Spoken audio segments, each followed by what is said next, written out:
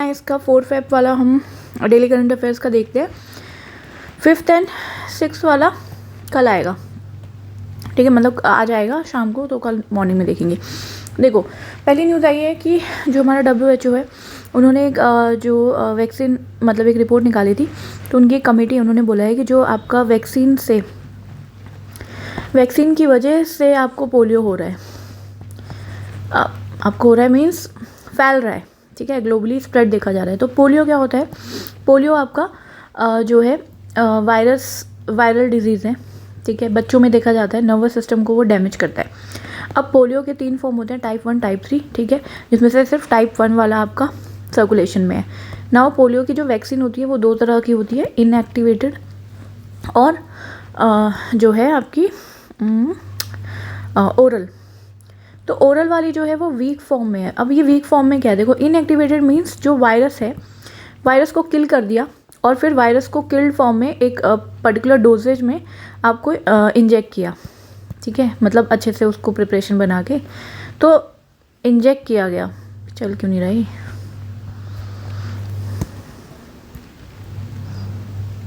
सही इस जगह नहीं चल रहा है, ओके कोई नहीं। तो इंजेक्ट किया गया तो क्या होगा? वो तो किल्ड है। तो जब कोई चीज़ मरी हुई है तो फिर वो आपको जो है डिजीज़ तो नहीं करेगी, बट इम्यूनिटी क्रिएट हो जाएगी उस चीज़ के अगेंस्ट, जो है आपकी बॉडी में एंटीबॉडीज एंड ऑल बन जाएंगी। तो आपको अगर फ्यूचर में कभी पोलियो होगा तो मतलब वायरस अटैक करेगा तो वो नहीं होगा। अदरवाइज जो दूसरा है ओरल वाली जो वैक्सीन है इसकी, वो वीक फॉर्म में है, ठीक है, वीकेंड है। तो अगर किसी बंदे में जिसकी लो इम्यूनिटी है, बहुत ज़्यादा लो इम्यूनिटी का जो बेबी है या बच्चा है, उसमें अगर ओरल वाली वैक्सीन दी जा रही है वीक फॉर्म में, तो वीक फॉर्म में मतलब वायरस वीक फॉर्म में है, ठीक है, अभी वो मरा नहीं है, उसको वीक कर दिया गया है, लेकिन लो इम्यूनिटी में वो वीक फॉर्म का वायरस भी अगर ग्रो कर जाता है और वो सर्कुलेशन में आ गया और रेप्लिकेट करने लग गया तो पोलियो हो सकता है। तो ये चीज़ हो रही है कि इसकी वजह से हो रही है। और ये किस में होती है? जो लो इम्यूनिटी के जो बच्चे होते हैं या, ठीक है, ऐसी पॉपुलेशन में। तो इन्होंने बोला है कि ये काफ़ी ज़्यादा रिस्क जो है काफ़ी ज़्यादा हाई है इस चीज़ की वजह से, वैक्सीन डायरेक्ट पोलियो का। एंड ये मैंने आपको बता दिया, किल्ड एंड ये रेयर इमरजेंस एंड, ठीक है, इंडिया जो है डिक्लेयर हो गया था पोलियो फ्री 2014 में, and south east Asian nation भी। तो किस में पोलियो है अभी? आपके अफ़गानिस्तान में एंड पाकिस्तान में, और आई थिंक अफ्रीका भी फ्री हो गया है, बट एक बार चेक करना कि हुआ है कि नहीं कम्प्लीटली। बट अफ़गानिस्तान पाकिस्तान में तो है, मतलब है वहाँ पे पोलियो के केसेस। नाउ सेबी ने नोटिफाई किया डूज एंड डोंट्स। अच्छा, ग्रीन बॉन्ड्स से ओके, तो सेबी ने कुछ नोटिफाई किया डूज एंड डोंट्स, ताकि ग्रीन बॉन्ड से related to avoid green washing. तो ग्रीन बॉन्ड्स क्या होते हैं? बॉन्ड्स क्या होते हैं? आपका डेट इंस्ट्रूमेंट बोले तो जो आपको उधारी देगा, ठीक है। तो आपने कोई कंपनी आपने खोली, आपको पैसा चाहिए, ठीक है, तो आपने क्या किया? बॉन्ड इशू करे, आपको उधारी पैसा मिला। अब उधारी वाला पैसा जो मिला है उसे ग्रीन बॉन्ड अच्छा कब बोलेंगे? तो ग्रीन बॉन्ड तब बोलेंगे जब आप वो पैसा आप बोलो कि मैं ऐसे ऑपरेशन में लगाऊंगा जो सस्टेनेबल हो। क्या हो? सस्टेनेबल हो एनवायरमेंटली, ठीक है, एनवायरमेंटली सस्टेनेबल जो होंगे उसमें मैं लगाऊंगा वो पैसा। तो आप बोलोगे कि हाँ ये ग्रीन बॉन्ड है। लेकिन ग्रीन वॉशिंग क्या है कि हो सकता है आप ना भी लगाओ, तो अगर ना लगाओ दैट मीन्स आप ग्रीन वॉशिंग कर रहे हो। तो ग्रीन वॉशिंग के बहुत सारे डिफरेंट फॉर्म्स हैं, ठीक है। क्या फॉर्म्स है? जैसे कि ये जस्ट एक एग्जाम्पल है, इनको रटना नहीं होता है। फिबिंग क्या है? Making environmentally claims that are simply false, ठीक है। Then no proof, making an environmental claim that can not be substantiated, कोई प्रूफ नहीं दे रहे हो। हिडन ट्रेड ऑफ, मतलब कि ग्रीन है based on a single environmental attribute, लेकिन हो सकता है कि जो कंप्लीट आप जो भी आप जिसमें भी पैसा लगाओगे वो बिल्कुल भी सस्टेनेबल ना हो, सिर्फ एक एस्पेक्ट ही सस्टेनेबल दिखा रहे हो, इररेलेवेंट है, ठीक है। Claiming to avoid using a material और practice that is already illegal और non standard, and lesser evils applying a do good label to an environmentally unfriendly, ठीक है। तो वेगनेस है, being purposely non specific about operation. तो मतलब ये different form के पागल बनाने के तरीके हैं कि हम तो ग्रीन में लगाएंगे, बट हो सकता है आप प्रूफ नहीं दे रहे, कोई आपने जो फॉल्स दिए क्लेम किए वो फॉल्स है, आप सिर्फ एक ही एस्पेक्ट आपका ग्रीन है, बाकी पूरा का पूरा सिस्टम ही सारा ख़राब है, ठीक है, इररेलेवेंट है, ठीक है जी। Practice that is already illegal practice जो है उसके लिए पैसा लगा रहे हो। एंड देन लेसर इविल्स, जैसे कि गुड लेबल लगा दिया बट एक्चुअली में वो है नहीं, ठीक है जी। एंड ऐसी, तो ये हो गया आपका various form of green washing. तो COP26 की जो COP27 समिट हुई थी उसमें भी जो UN के सेक्रेटरी जनरल है उन्होंने भी बोला था कि ज़ीरो टॉलरेंस होनी चाहिए ग्रीन वॉशिंग। तो ग्रीन वॉशिंग समझ आ गया। देन क्या है इसके कुछ डूज एंड डोंट्स क्या बताए गए हैं सेबी ने कि मॉनिटर करो ऑपरेशन सस्टेनेबल है या नहीं, कंटिन्यूसली मॉनिटर करो, ठीक है। Do not use misleading labels, hide trade offs और चेरी पिक डेटा, तो वो जो यही चीज़ है। Shall quantify negative externalities associated with the utilisation of fund raise to the green bond, shall not make untrue claims and all. ये इतना important नहीं है, आपको ग्रीन वॉशिंग का कंसेप्ट पता होना चाहिए, पूछ सकते हैं, ठीक है। अब ये जो है डूज एंड डोंट्स तो कोई प्री में तो क्यों पूछेगा, है ना। तो ये आपके अगर मेंस में कहीं लिखना हो एक आधा पॉइंट तो हम लिख सकते हैं, ठीक है। तो इसको ये भी हो गया। Now SEBI tweaks framework on the credit rating agencies. Credit rating agency जैसे कि क्रिसिल, इकरा, केयर, तो ये क्या करती है आपके जो आपको मतलब कोई भी गवर्नमेंट हो या कोई कॉर्पोरेट बॉडी हो, ठीक है, तो जिनको भी पैसा लेना होता है उनको उनकी क्रेडिट रेटिंग करती है कि अगर आप इनको पैसा दोगे तो कितना वो सस्टेनेबल तरीके से वो वापस मिलेगा। तो जैसे रेटिंग A है, B है और B1 है, समथिंग ऐसे होती हैं। तो अगर फॉर एग्जांपल A है तो मतलब A में भी काफ़ी अलग अलग टाइप्स होते हैं, तो मतलब काफ़ी अच्छा है, आपका पैसा डूबेगा नहीं एंड आपको पूरा पैसा मिल जाएगा, ठीक है। तो ये होती है क्रेडिट रेटिंग एजेंसी। तो रेटिंग देख के क्या होता है कि इन्वेस्टर्स पैसा देते हैं। ग्लोबली अगर गवर्नमेंट को मान लो रेज़ करना हो पैसा तो क्या करेंगे कि वो रेटिंग्स अगर उनकी अच्छी होंगी तो उनको अच्छा खासा पैसा मिल जाएगा। इन्वेस्टर तो रेटिंग ही देखेगा ना। अगर मेरे को पता है कि इसकी रेटिंग बहुत गंदी दे रखी है किसी इन अच्छे खासी रेटिंग जो है उन्होंने, तो हम क्या करेंगे उसमें, वो कोई पैसा क्यों लगाएगा उसमें, उसको ये पता है कि वो ये तो डूब ही जाएगा, ठीक है। तो रेटिंग जैसे डिसाइड होती है वो इनके क्राइटेरिया होते हैं अलग अलग, उसमें हमें घुसना नहीं है। बट हाँ कुछ तो ये देखते होंगे कि पहले आपने कितने टाइम में पैसा वापस दिया है, आप डिफ़ॉल्ट तो नहीं कर रहे थे, ठीक है। और ये कंट्री की रेटिंग्स होती हैं, ठीक है, मतलब गवर्नमेंट के जो सोवरेन जो एंटाइटीज़ होती हैं उससे रिलेटेड, ठीक है। तो देखते हैं न्यूज़ में क्या है। तो सेबी ने ट्विक्स फ्रेमवर्क, तो पहले इन्होंने ऑपरेशनल मतलब एक सर्कुलर इशू किया था CRS के लिए, रेटिंग एजेंसीज के लिए, फिर बाद में उसमें कुछ चेंजेस करे हैं। तो अब क्या चेंजेस किए हैं, इन्होंने बोला है डिटेल्ड पॉलिसी आप शो करो in respect of non submission of the crucial information by the issuers, ठीक है। और जो आपका, तो क्या ये हमें चेंजेस याद रखने हैं क्या? नहीं, इतने इंपॉर्टेंट चेंजेस नहीं है, हमें बस क्रेडिट रेटिंग एजेंसी, अभी कोई ये नहीं पूछेगा कि बताओ क्या चेंजेस किए, ठीक है। बट एक बार रीड कर लो कि क्या है। जो आपका कोई भी पर्सन जिसमें भी बिजनेस रिस्पॉन्सिबिलिटी, हाँ ये इंपॉर्टेंट हो सकता है कि कोई भी person, not for pre but वैसे बिजनेस रिस्पॉन्सिबिलिटी वाला जो भी बंदा है वो आपके रेटिंग कमेटी का मेंबर नहीं होगा, ठीक है।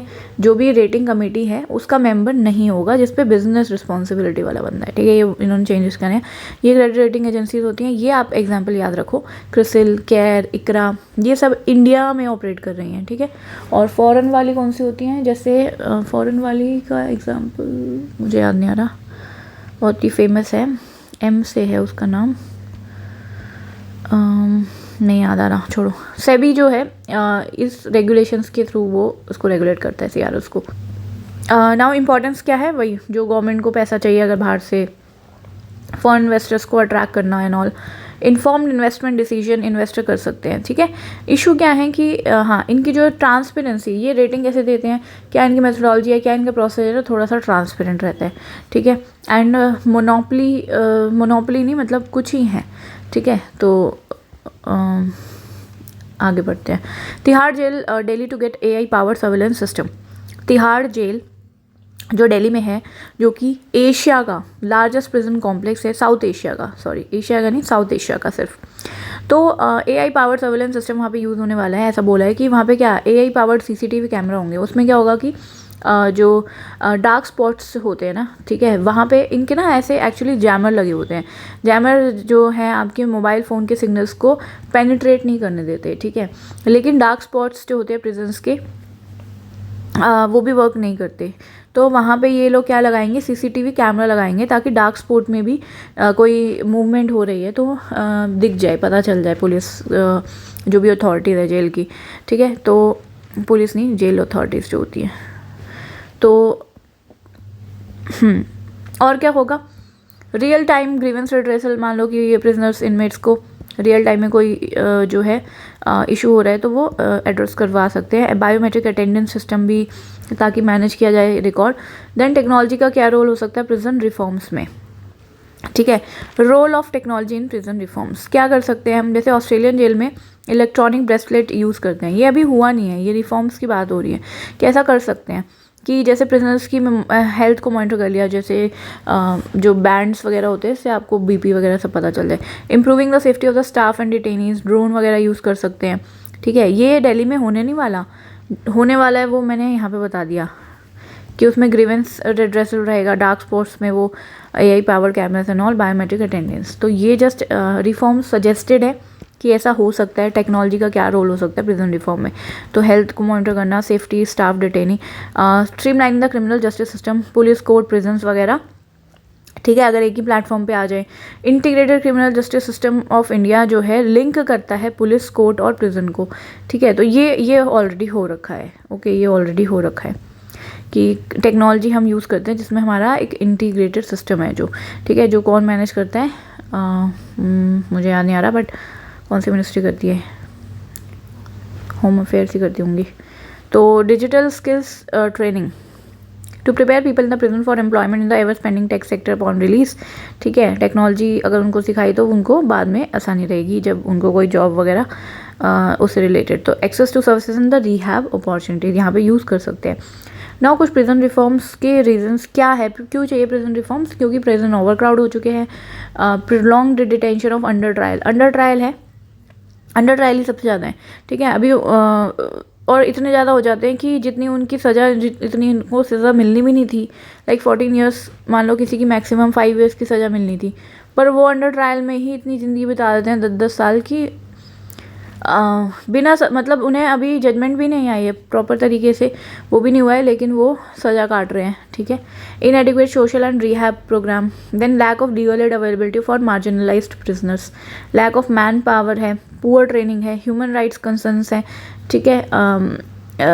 क्योंकि ऑब्वियसली ओवर क्राउडिंग की वजह से ह्यूमन राइट्स कंसर्न्स तो रहेंगे ही, किस तरीके से रहते हैं, बहुत ही पुअर कंडीशन में रहते हैं, हेल्थ प्रॉब्लम्स रहती हैं, ऑल मेंटल हेल्थ प्रॉब्लम्स रहती हैं। Now banking sector stable and resilient, RBI ने बोला है, अच्छा ये न्यूज़ मैंने हाईलाइट करना भूल गई, दैट मीन्स मैंने पढ़ा ही नहीं है, ओके साथ में पढ़ लेते हैं। देखो क्या है ये, बैंकिंग सेक्टर जो है स्टेबल है, रिजिलियंट है, RBI ने बोला है। तो क्या न्यूज़ है ये, in the backdrop of the concerns raised about the exposure of the Indian banks to a business conglomerate, RBI has stated that banks are in compliance with the large exposure framework guidelines issued by RBI। तो वो अपने बात कर रहे हैं कि RBI कह रहा है कि जो बैंक्स हैं वो लार्ज एक्सपोजर फ्रेमवर्क गाइडलाइंस है जो उसको अच्छा खासा कंप्लाई कर रहे हैं, ठीक है। तो 2014 में बासिल कमेटी ऑन सुपरविजन जो है, ठीक है, इन्होंने कुछ लार्ज एक्सपोजर स्टैंडर्ड, ओके इन्होंने जो लार्ज एक्सपोजर स्टैंडर्ड्स इशू किए थे, ठीक है, ताकि मॉनिटर कर सके, लिमिट कर सके losses that an internationally active bank can face from a single client और a group of connected counterparties, ठीक है। Later RBI adopted these standards for banks in India. तो बता रहे हैं कि हमारे तो रिजिलियंट है, हम अच्छा खासा उसको कंप्लाई कर रहे हैं हमारे बैंक्स इंडिया के। तो must comply at 2 levels, consolidated and solo. क्या ये इतनी डिटेल में पढ़ना है, नहीं पढ़ना। Exposure limit have been specified, exposure that are exempted include exposure to RBI,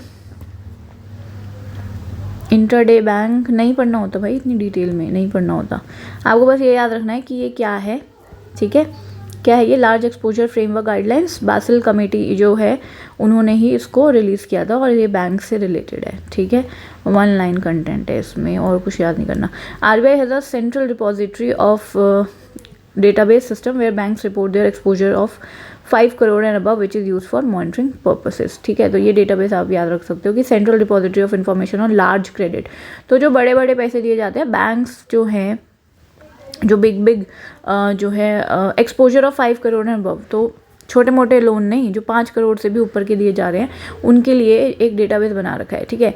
तो कई बार क्या होता है ना, जो जिसे लोन लेना है वो क्या करता था पहले कि उन्होंने कोलेट्रल या जो भी मतलब वो जो दिखाते हैं कि हमारे पास इतनी प्रॉपर्टी है समथिंग, उसी सेम उस पर वो कहीं और बैंक से भी ले लेता था, किसी और से भी ले लेता था और फिर वो डिफ़ॉल्ट कर जाता था, तो तीनों बैंक गए, ठीक है, तीनों बैंक गए, तीनों बैंक का पैसा गया, लोगों का पैसा गया, टैक्स पेइंग मनी, टैक्स पे नहीं सॉरी, मतलब जो सेविंग लोगों ने उनका सब पैसा गया, ठीक है। तो अब क्या कहते हैं, इसलिए फिर डेटाबेसेस वगैरह बनाए गए ताकि जो है कॉमन डेटाबेस होगा तो पता रहेगा कि इस बंदे ने जो है कहाँ कहाँ से पैसा ले रखा है या समथिंग लाइक दैट। वो हम इकोनॉमी का डिटेल टॉपिक है वो, ठीक है। तो ये आपका जो डेटाबेसेस इसीलिए बनते हैं, central repository of large credit से रिलेटेड, ठीक है, मॉनिटरिंग पर्पसेस के लिए एंड ऑल। मेन तो रीज़न यही है कि डिफ़ॉल्ट ना हो और पूरा बैंकिंग सेक्टर जो है वो ख़राब ना हो। नाउ PVTGs जो हैं, पर्टिकुलरली वल्नरेबल ट्राइबल ग्रुप्स, उनके लिए एक डेवलपमेंट मिशन जो है लॉन्च किया गया है, बजट में अनाउंस किया गया था ताकि उनकी सोशो इकोनॉमिक कंडीशन अच्छी हों। देखो जो ट्राइबल ग्रुप्स होते हैं तो इंडिया में अराउंड 8% जो है, 8.6% जो है वो ट्राइबल्स हैं।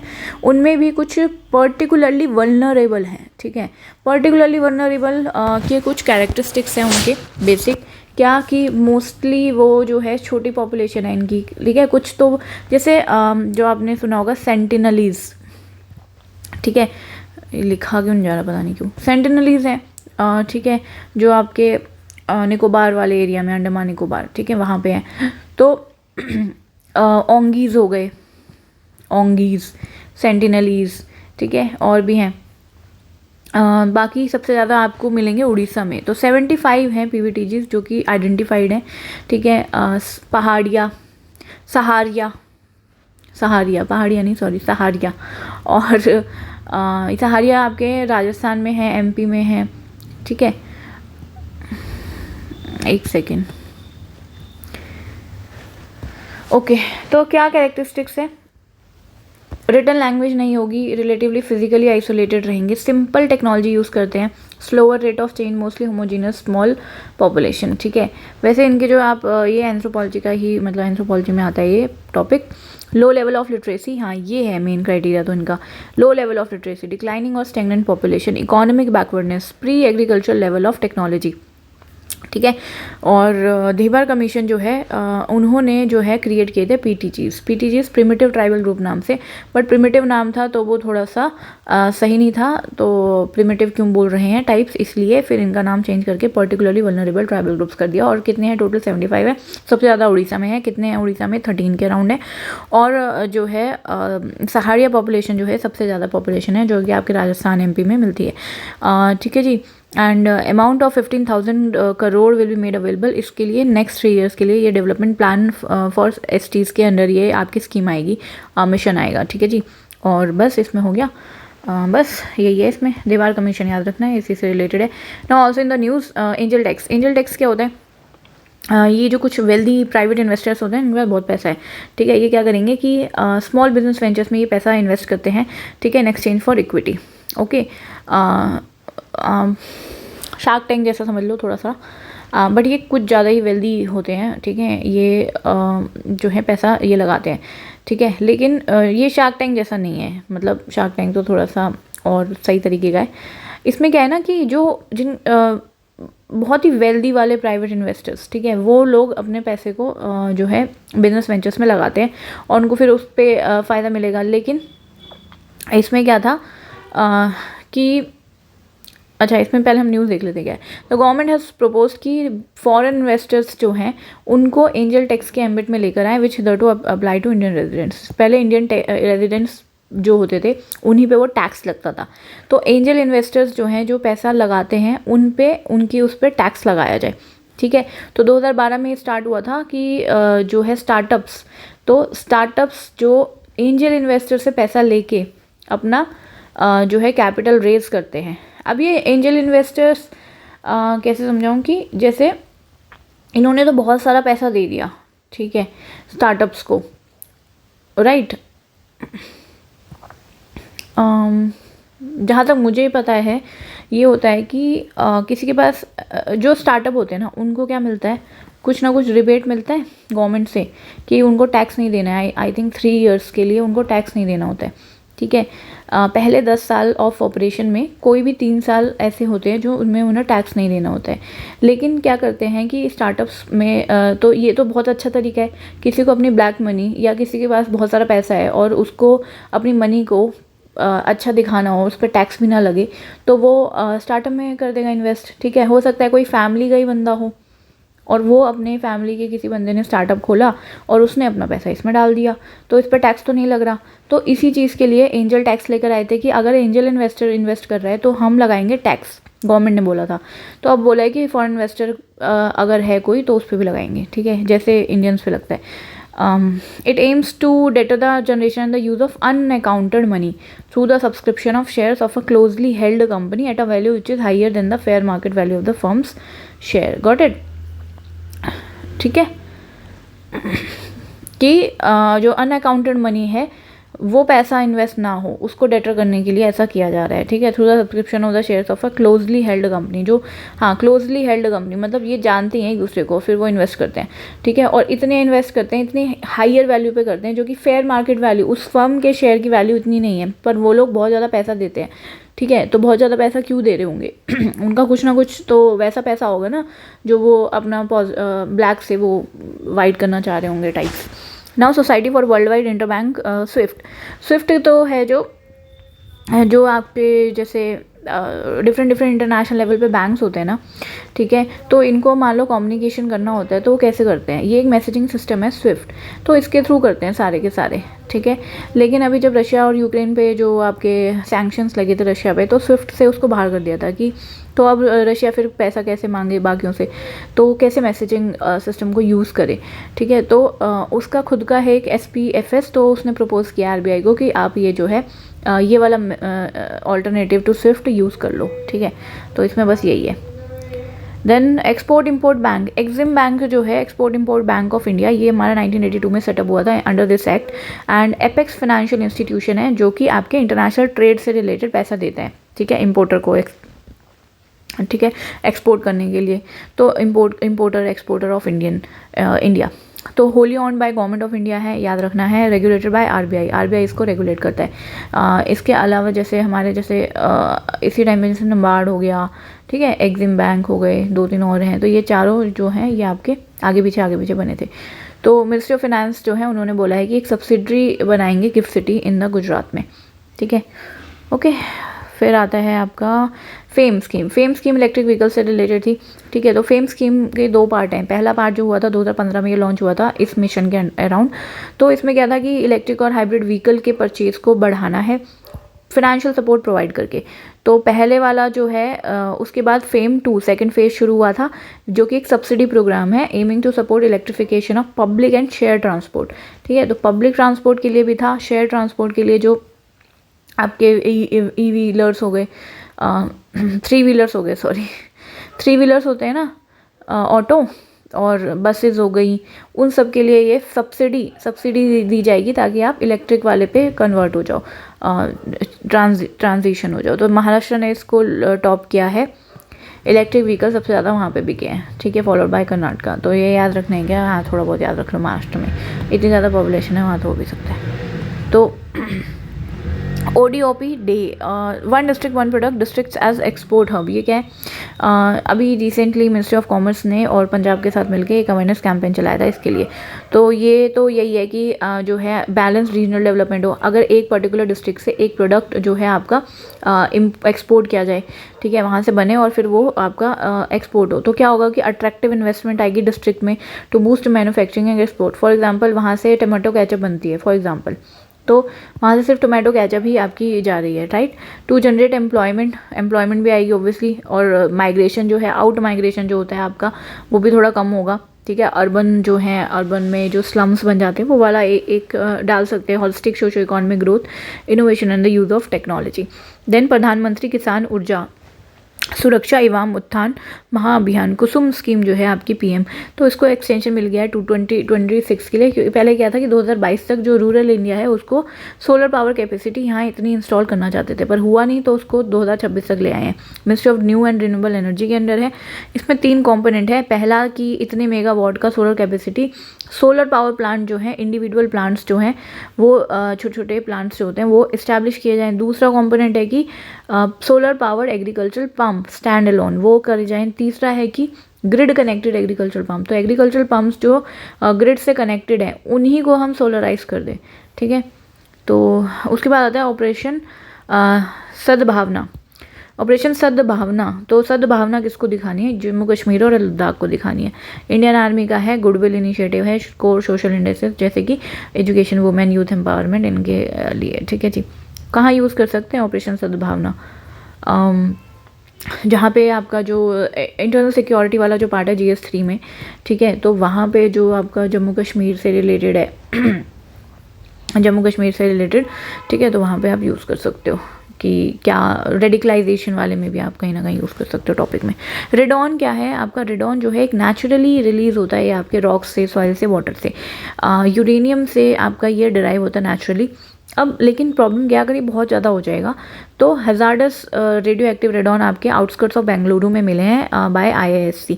तो ये अगर बहुत ज़्यादा रिलीज़ होगा तो क्या होगा कि लंग टिश्यू को डैमेज करना, cancer, kidney cancer and all. ठीक है।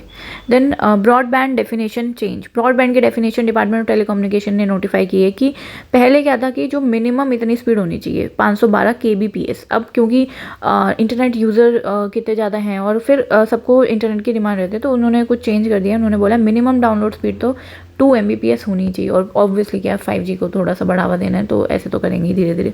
ठीक है। तो first G20 tourism ministerial meeting run of Kutch. ठीक है, एक मिनट।